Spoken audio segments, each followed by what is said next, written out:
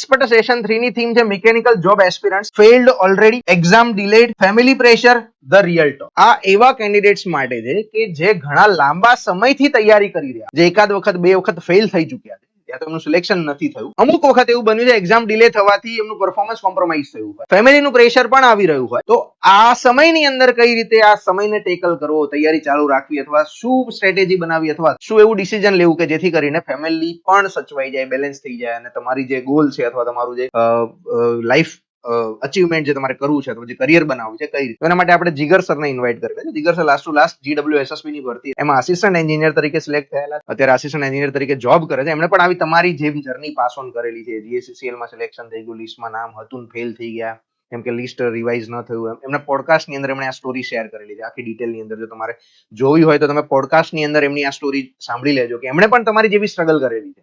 તો આ સ્ટ્રગલ માંથી બહાર કઈ રીતે આવો અને સ્ટ્રગલ માંથી બહાર આવીને પછી શું કરવું, કેવી રીતનું તમારું આખું ફ્રેમવર્ક હોવું, એના વિશે આપણે વાત કરીશું આ સેશન. આ ત્રણે ત્રણ સેશનની લિંક 1, 2 અને 3 આ વિડીયોના નીચે ડિસ્ક્રિપ્શનમાં આપેલી છે.